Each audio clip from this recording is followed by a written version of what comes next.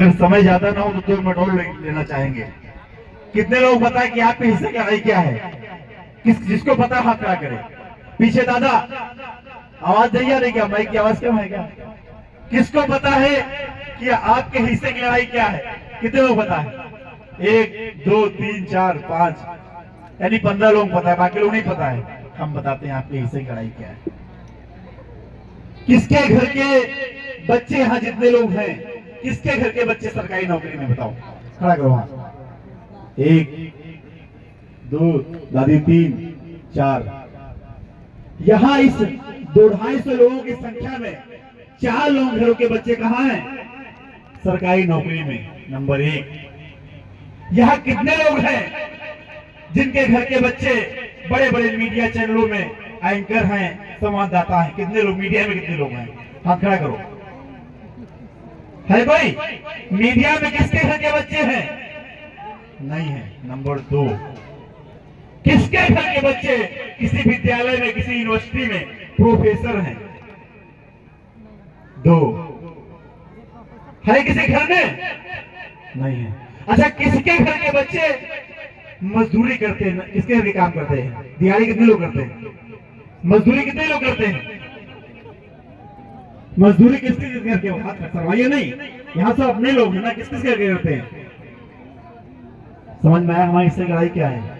अच्छा, किसके घर के बच्चे सरकारी स्कूल में पढ़ने जाते हैं? बताओ। ये गांव का प्राथमिक विद्यालय बना है, किसके घर के बच्चे जाते हैं?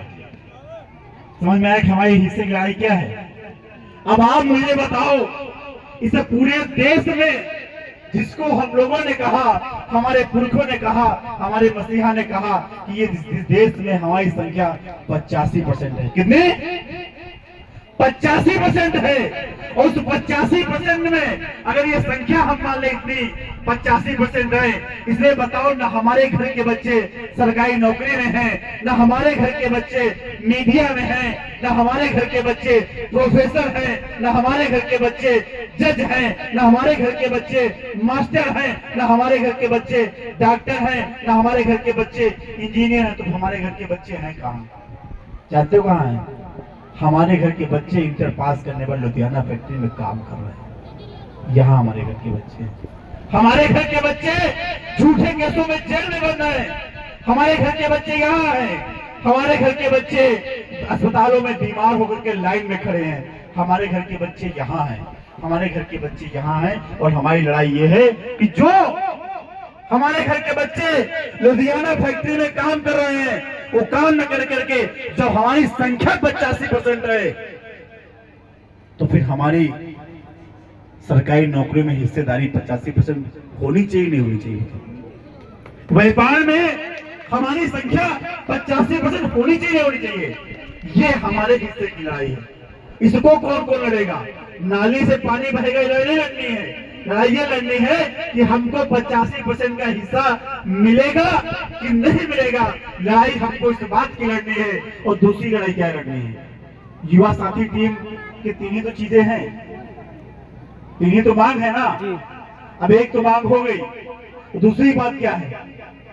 आरक्षण। दूसरी बात ये है कि हमको बताओ, सभी लोग मांगे रहेगा सच सच, जो आपके गांव में सरकारी स्कूल है, सच बताना, उस सरकारी स्कूल में किस किस के घर के बच्चे? हमारे घर के बच्चे नहीं जाते पढ़ने, बताओ।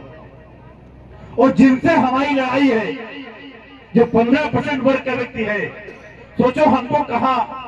आप देखिए, जो व्यवस्था दूसरी व्यवस्था है, जब इसको विचार करेंगे, सोच रहे ये लोग हमको कहां से तोड़ रहे हैं। सोचो, जो गांव का विद्यालय है, जहां जो टीचर है, उनसे अच्छा टीचर किसी प्राइवेट विद्यालय में हो ही नहीं सकता।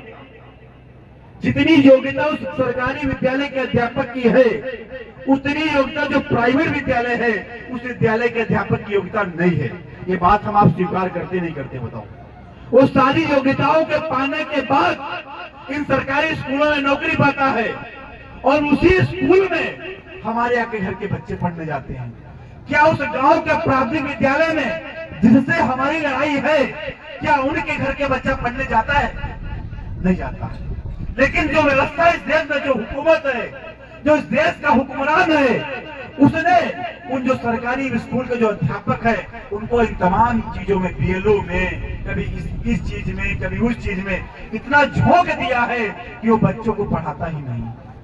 और हमारे घर के बच्चे जो हैं जब प्राथमिक विद्यालय में पढ़ने जाते हैं और जो उनके घर के बच्चे हैं वो लखनऊ के सीएमएस स्कूल में पढ़ने जाते हैं, जब हमारे घर का बच्चा बीए करता है, इंटर करता है, इंटर ग्रेजुएशन पास होने के बाद जब कंपटीशन में जब सरकारी नौकरी का फॉर्म भरता है, मान लीजिए एसआई की भर्ती निकली, हमारे घर के बच्चे ने फॉर्म डाला, उनके घर के बच्चे ने फॉर्म डाला, लेकिन उनके घर का बच्चा सीएमएस तमाम फैसिलिटी वाली सुविधाओं वाले स्कूल में पढ़ता है और हमारे घर का बच्चा सरकारी स्कूल में पढ़ता है। पेपर एक है, भर्ती भी एक है और दोनों बच्चे देंगे। अब मुझे बताओ बच्चा वो पास करेगा या गांव वाला बच्चा पास करेगा? इस देश में जब वन इलेक्शन हो सकता है तो क्या इस देश में वन एजुकेशन नहीं हो सकता है? लड़ाई इस बात की हमको लड़नी चाहिए। जब इस देश में वन इलेक्शन हो जाता है, वन नेशन वन इलेक्शन होता है, तो इस देश में क्या वन नेशन वन एजुकेशन नहीं हो सकता है? हमको आपको शिक्षा की ये बात करनी है, ये हमको आपको लेना है और ये हमारे हक की लड़ाई है, इसको हमको आपको लेना पड़ेगा। और कैसे लेना पड़ेगा? इस लड़ाई को लेने के लिए हमको आपको आज कुछ नहीं करना है। हम आपका समय इतना अच्छा समय है कि ना तो इनसे पहले वालों का इतना अच्छा रहा था और ना हमारे बाद जो लोग आएंगे उनका इतना अच्छा समय रहेगा। हम आप जिस समय में हैं सलेम भाई, जिस समय हम लोग हैं, ये समय न हमसे पहले जो लोग थे उनका इतना अच्छा समय था और जो हमसे बाद में लोग आएंगे ना उनका अच्छा समय रहेगा। क्यों? क्योंकि जो हमसे पहले लोग थे वो अपना पूरा जीवन हमको आपको व्यवस्था देने में खत्म कर दिए, तो जो हमसे बाद आएंगे वो लोग ये व्यवस्था लेने अपना जीवन खत्म कर देंगे। अब मध्य समय हम लोग खड़े हैं और तय हमको आपको करना है कि जो ये व्यवस्था, जो अधिकार ये हमारे पुरखे, हमारे मसीहा हम उम्र खत्म करके हमको आपको दे के गए, अब हमारी आपकी ड्यूटी बनती है कि उन अधिकारों को हम आप बचा पाएंगे नहीं बचा पाएंगे। वो अगर बचा पाएंगे तो सबसे बड़ी ताकत वो हमको आपको एक दे के गए हैं, वो ताकत है इस देश का हुक्मरान बनने की, वो ताकत है वोट की ताकत। यदि आप चाहो, यदि इतने लोग मन बना लें, जो लोग यहाँ बैठे हैं, तो इतने लोग मन बना लें और वो चाहे कि जो लड़ाई हमारे पुरखे लड़के गए, जो लड़ाई हमारे पुरखे लड़के गए, जो अधिकार हमको आपको दे के गए, हम उसको लेकर रहेंगे और अपने लोगों को इस देश का हुक्मरान बना के रखेंगे। तो आप गांव गली निकल जाइएगा और नीला झंडा उठाइएगा, ये बात हर गली में कहिएगा कि हमको इस देश का हुक्मरान बनना है। वो आपके पास एक ताकत है, वोट की ताकत, वही वोट उनके पास है और वही वोट आपके पास है। उस वोट से आप चाहो तो इस व्यवस्था को लड़ दो और इस देश में अपना शासक पैदा करो। आपके हक भी सुरक्षित रहेंगे, आपके अधिकार भी सुरक्षित रहेंगे, आपकी सुरक्षा भी सुरक्षित रहेगी, आपकी सुविधाएं भी सुरक्षित रहेंगी। इसी के साथ अपनी बात को खत्म करता हूँ। नमो बुद्धाय, जय भीम, जय भारत, जय।